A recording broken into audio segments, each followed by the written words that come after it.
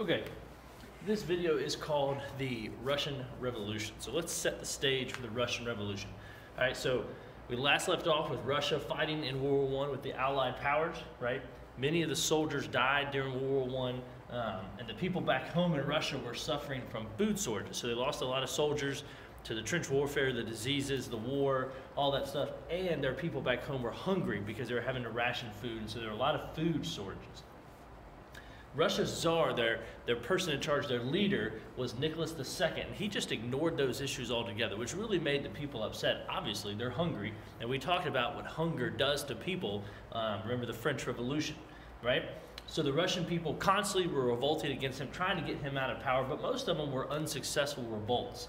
But the most successful, they were very unsuccessful, the most successful was in 1917, and these revolts forced Russia to exit World War I because they had to deal with the revolts back home. So there were two kind of big revolts during 1917, all right? The February Revolution, which was obviously in February 1917, was the revolution that removed Nicholas II from power. He was eventually assassinated as well. The October Revolution, which was in October of 1917, is also known as the Bolshevik Revolution. And this is the one where you saw somebody come into power after getting rid of Nicholas II.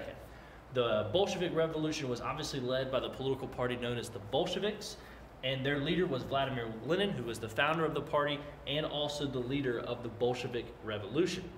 So that occurs in October 1917.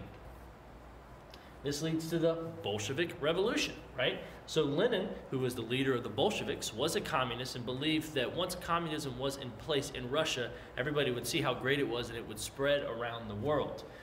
Unfortunately, they had to use their military and their secret police to remain in power because not everybody agreed with them, and revolutions obviously create a lot of turmoil. And so they kind of set up a dictator-like system, and this led to a lot of civil war within Russia, people fighting each other to regain control of the country. All right, but remember the Bolsheviks had led the Second Revolution. They are kind of in charge through force, but they pretty much assert their authority through the Red Terror when they use their military and their secret police to eliminate all forms of opposition. So nobody was allowed to disagree with the Bolsheviks after the Red Terror, and they got rid of anybody that opposed them. Eventually, the Bolsheviks rise to power, they keep power, and they create a new country called the USSR, or the Soviet Union, which Vladimir Lenin is the first leader of.